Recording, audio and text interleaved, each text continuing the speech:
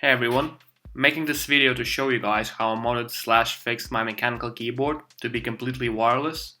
This mod mostly involved a bit of reverse engineering and a heck of a lot of soldering.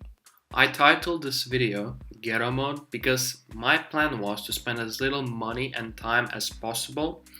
The goal was that by the end the keyboard has to be functional and not necessarily look good. Now, my keyboard brand name is KBT. It's a popular Taiwan company that specializes in making all sorts of mechanical keyboards. This particular model is KBT Pure Pro. It's a 60% size keyboard with Cherry MX blue mechanical switches. It also used to have a white backlit. However, the battery that is inside the keyboard now would not support the backlit for too long, so I had to get rid of it. Not really a massive loss due to the fact that I mostly touch type. Now, the keyboard costs around $150 US, and at this price you expect the thing to last you at least a couple of years. Unfortunately for me, it broke after just 1 year of use. One day the keyboard just stopped working and my computer wouldn't even acknowledge its existence. I think because of a voltage spike or something. The microcontroller got fried and there was really nothing I could have done to fix it.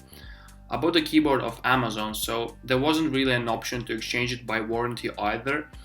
I was so pissed that this expensive keyboard is now worthless just because of an inexpensive chip malfunction.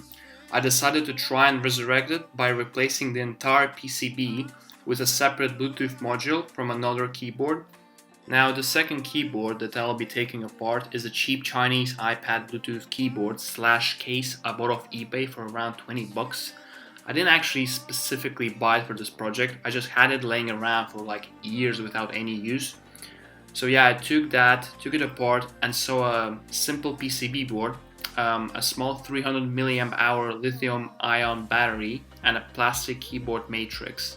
Now the plan was to reverse engineer the matrix and figure out how everything was interconnected. By tracking all the nodes, I was able to figure out which ones are needed to be shorted to simulate a specific key press. I've made an Excel document to log all the connections I tracked and ended up with a neat representation of how I needed to solder the new matrix for the mechanical keyboard to interface with the wireless PCB. Because I was planning to wire the new matrix out of simple electrical wires, I had to come up with a way to connect that to the PCB. The original matrix was connected with a ribbon cable, and the connector for that fortunately had very convenient soldering pads on the opposite side of the PCB that allowed me to solder the wires directly to the board. However, as I found out later, that they're very fragile and I had to take extra caution while soldering and hot glue everything after so it wouldn't move and accidentally break off the pads. I decided to solder the wires to the pads first, as it proved to be the part where everything could take a turn in the wrong direction, as I did manage to break one of the pads because I wasn't aware at the time how fragile they were. Fortunately, I was lucky enough to find a spare space where I could solder the wire. After that was done, I began soldering the matrix. Now, I have an electrical engineering degree, and for some reason it didn't even cross my mind that if I soldered new matrix over the old PCB, they would interfere and cause the micro on the new board to freak out. Unfortunately, I only realized that when I was almost done, which meant that I had to desolder everything and do the same job again without the old PCB. I wasted around 5 hours just because of this mistake, but I guess it's just a part of learning and gaining new experience.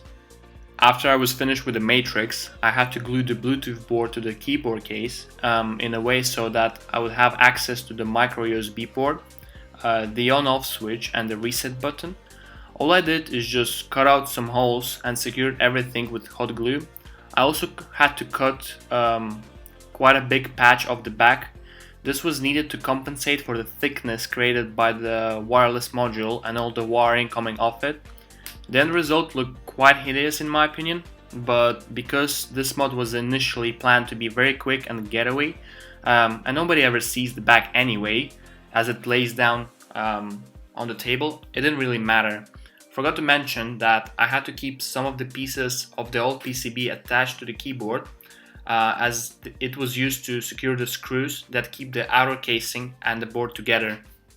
After final soldering touch-ups, the keyboard was ready for final assembly and testing. As you might notice, there was barely enough space to fit the new hardware inside the old casing, but after tightening the screws there was no noticeable stress or bending of the keyboard.